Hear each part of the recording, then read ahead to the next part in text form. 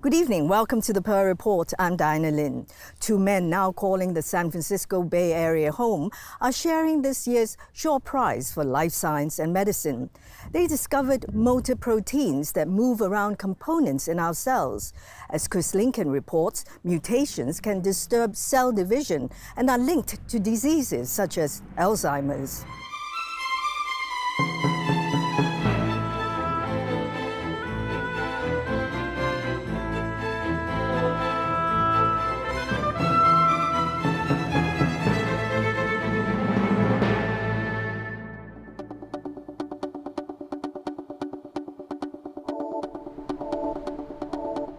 In his mid-20s, Ron Vale, a co-winner of this year's Shaw Prize for Life Science and Medicine, discovered the motor protein kinesin. That work has shaped his whole career in science. By the time he was 27, he had his own lab at the University of California, San Francisco, without ever doing a postdoctoral fellowship. I got offers at the time from Harvard and Johns Hopkins and Stanford and UCSF. I think in most of those cases, I'm not sure I even applied to those places.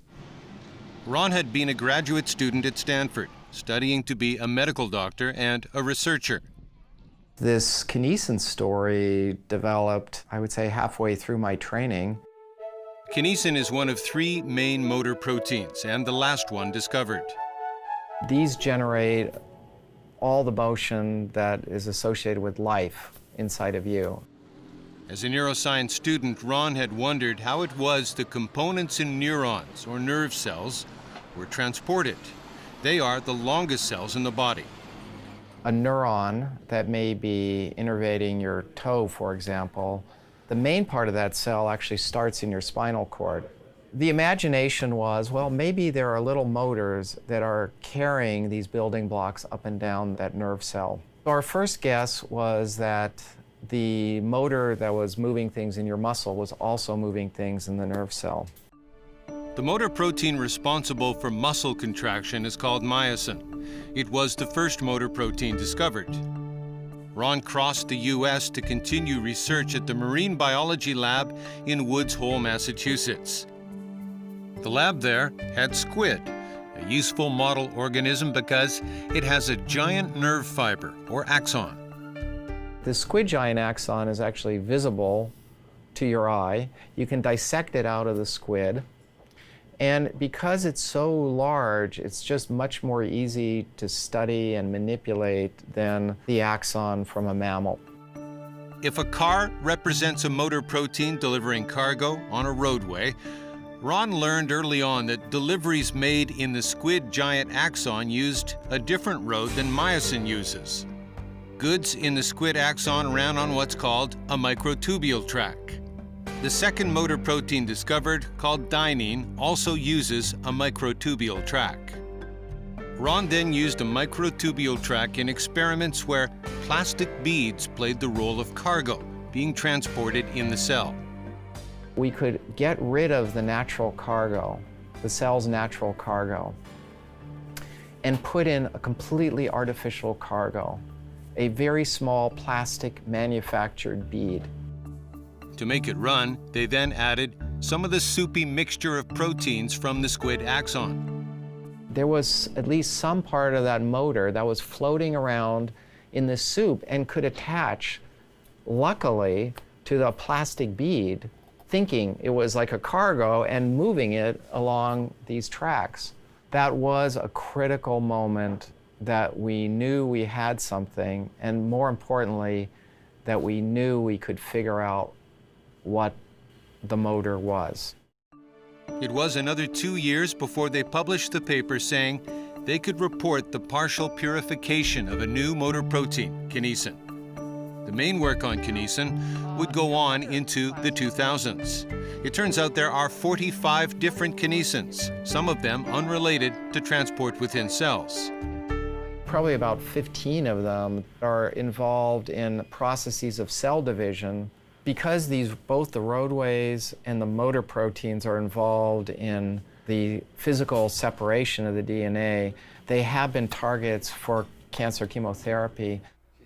Part of what Ron Vale first knew about motor proteins came from the earlier work of this year's other Life Science Prize winner, Ian Gibbons.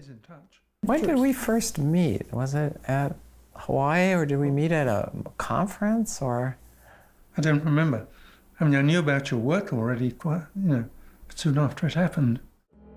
Alongside Ian Gibbons from his days at Harvard through his retirement as a scientist at Berkeley was Barbara, whom he married in 1961. She would eventually join his lab.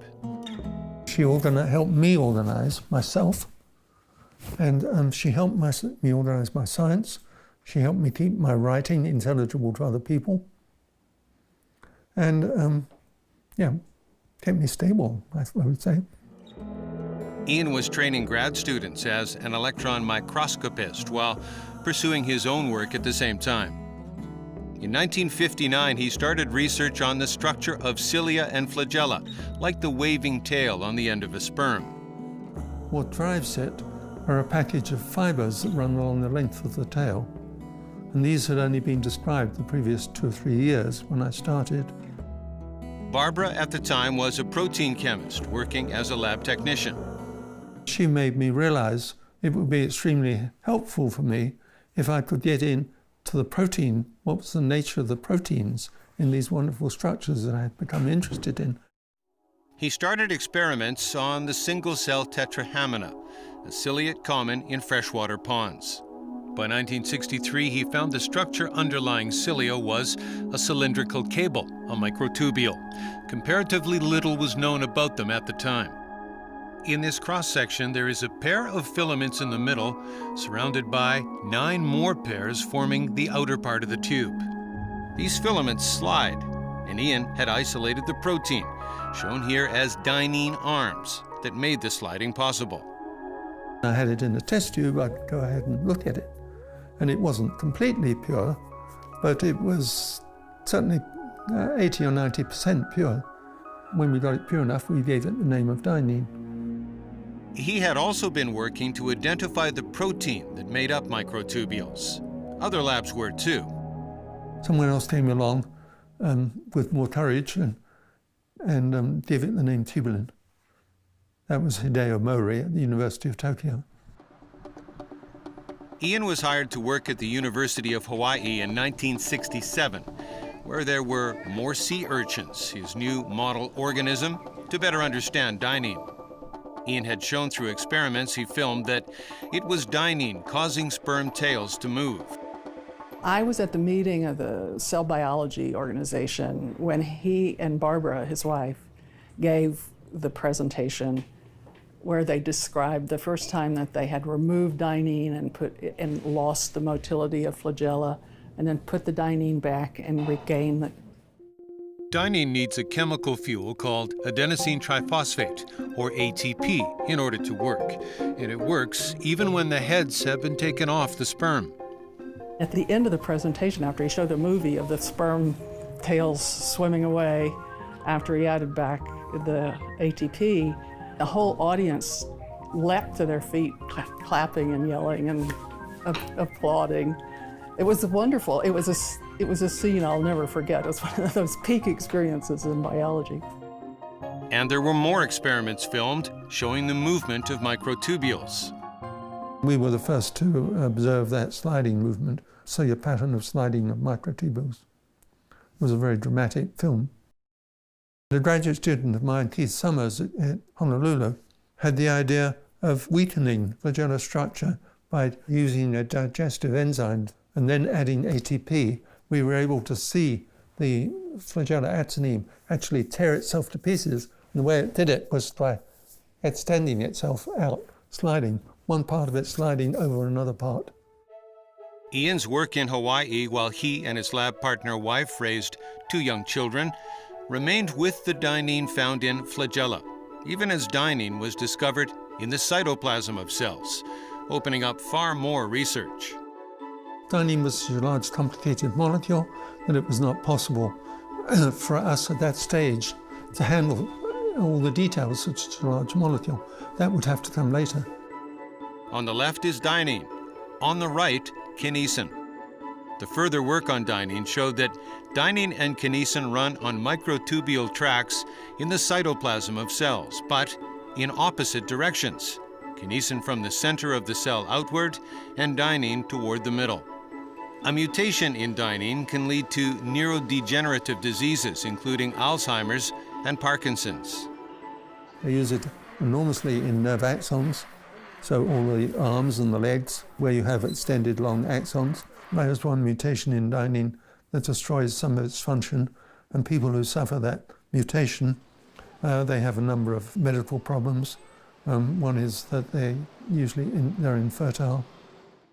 When we come back, Now, this sliding motion of the two microtubules in the cilia gets converted into this sinusoidal beating pattern by a process that's still very poorly understood.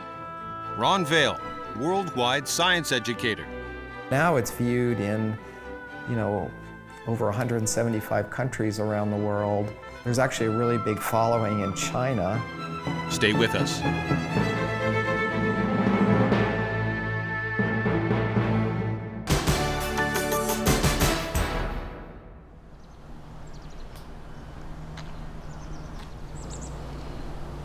What do you think was so special to you about France?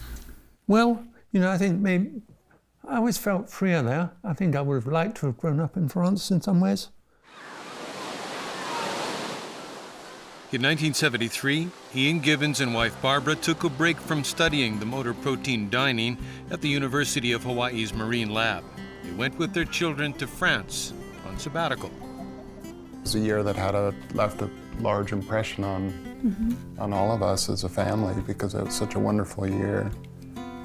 It was transformative, I think, yeah. I was 10 or 11, and so really quickly just started picking up French, and I think it made me realize what my mind could do, which was actually kind of an intellectual awakening for me. As kids, Peter and Wendy grew up with music. Pete, do you remember the folk songs? Yeah. Well, the Irish Washerwoman and all of those, yes. So I took piano lessons, and Dad, this was pretty much Dad's thing, right? Yeah. Yeah. I think my mom would play the piano, or sometimes I would, and we would sing folk songs. Yeah. We had a book of folk songs sing along. as a family. Barbara was a serious musician, part of chamber music groups in Hawaii and then in the Bay Area. And as a family, the Gibbons would hike and camp. We would spend about 4 weeks camped up in the Sierras. We wanted a break from Hawaii. We wanted to be somewhere cool for the summer. The real break from Hawaii came in 1997. Ian and Barbara moved to the San Francisco Bay Area. Barbara left science. Ian continued at Berkeley in Beth Burnside's lab. He wanted to move to the Bay Area because his kids lived here. And so he contacted me and asked if there was any way he could work in my lab. And I was thrilled at the possibility because he'd always been one of my science heroes. That led to collaborations with Ron Vale. The two had first worked together on a paper in the late 1980s in Hawaii. There were 2 more papers in the Bay Area. The one in Journal of Biological Chemistry, Ian was first author, and was a really important paper because it proposed, with data, a very important model about how dynein works. These collaborations with Ron's lab have been really very, very helpful to me since was in this semi-retired status. Because when I retired from Hawaii, I no longer had a big research team. I had one person working with me most of that time, Joan Garbarino, who brought me up to date in the new procedures in molecular biology and taught me those as her student while she was in my lab. I answered an ad, and I guess when I said, let's do some science, he thought that was good. And so I ended up working with him for quite a long time. It was very satisfying, actually, toward the end when it kind of wrapped up in the big paper that we did with the Vale Lab, because Ian had been working on dynein for so long that it was very satisfying that we were able to actually get some of the structure of the molecule itself. He's just a really strong person, And his personality is just very, very strong and very persistent. He just really does not give up on stuff. And I think one kind of way that we've seen that recently that's actually outside of the lab was when he was taking care of my mom when she had Parkinson's, because she had Parkinson's for, what was it, like 8 years. Longer than that. Like Well, it was longer, yeah. 14 years. Arthur, for you.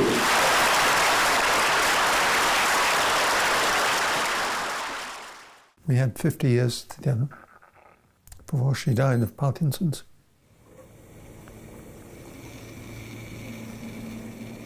So basically, they have this peptide series. Ron Vale's lab near downtown San Francisco has gone beyond motor protein work. I want to learn how the intestine maintains itself during adulthood. But has not left it behind, certainly not dynein. Wang Yuxiao is studying how dynein works in T cells, cells that fight disease, including cancer. How dynein have this awareness of the state of the cell and determine basically what cargo to load and when to load the cargo, and does it drive fast or slow, and does it stop? Why all these dynein molecules, they all congregate or cluster at one area, and what is going on in that one focal point? We know the tracks all lead there. I don't know what they are doing there. So that is a fascinating question we are trying to figure out. And there remain basic questions about how dynein walks along microtubules. And it's very important that it coordinates its stepping so that only one leg detaches at a time, because otherwise the motor would lose contact to the track and then would not be able to carry the cargo to where it's supposed to go. Back as an undergrad in Germany, I was studying physics, but then for summer school I was preparing for a motor seminar session, and I watched the videos from Ron on iBiology about motor proteins, which really got me very excited about biophysics. So in the microtubule world, there are two main types of cytoskeletal motors. One are... Ron started iBiology lectures about 10 years ago. Too much expert knowledge was being lost, he says, when elite scientists spoke only to other elite scientists. It just felt like there has to be a better way of doing it. There has to be ways of democratizing knowledge, so it's not really cloistered within elite institutions. There are now some 500 of these presentations on YouTube. Climate change is probably the defining challenge of the 21st century. And they can be seen on the mainland. They've started their own program called iBio China, and they're reposting, with our encouragement, these videos on WeChat and making it accessible through other vehicles there. And so the fact that your skin tests positive doesn't mean you have TB infection now. It means it's really some of the best scientists in the world, Nobel Prize winners, members of the National Academy of Sciences, you know, the Royal Society, etc. Yes. Heart beating, good. I think his dream is to make science accessible to anyone who wants it, to have the scientists tell their stories and their science in a way that's understandable. Some of his outreach is geared toward people that he knows have never had the opportunities or the resources that he has to do science. Ron chose India for a 9-month sabbatical in 2007. It struck me at India, maybe there are a few things that I could do personally that would actually be useful and helpful. I was working in a lab of Dr. Jitu Mayer there, and we've had a long-lasting science collaboration since. I set up with colleagues at National Center for Biological Sciences a course in microscopy of sufficient quality that people would come from the US and Europe to take that course. It's now, I think, in its 9th year. There is also an annual event called the Young Investigators Meeting.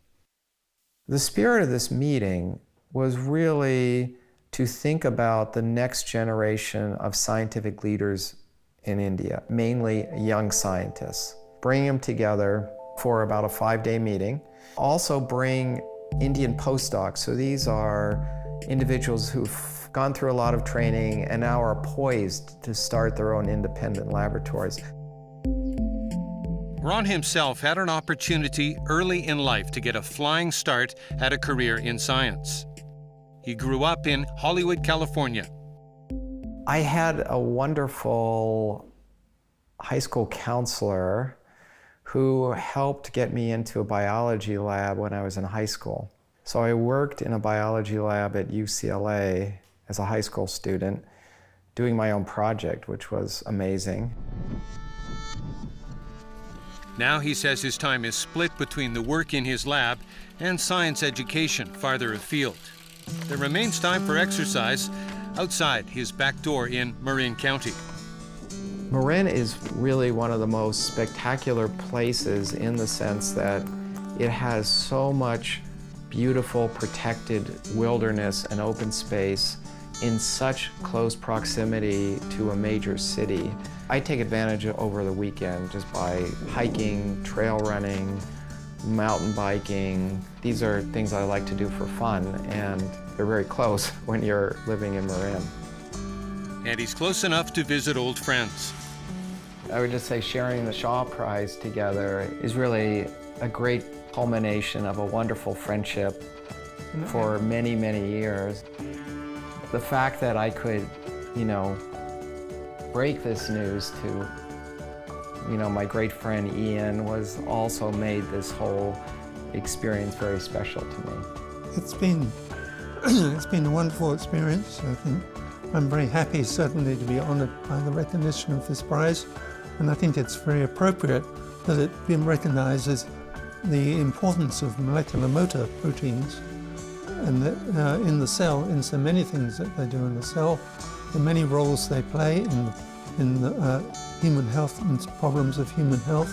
These two motors collaborate inside the cell, and we've collaborated together as scientists, so maybe there's something fitting in all of this. Absolutely.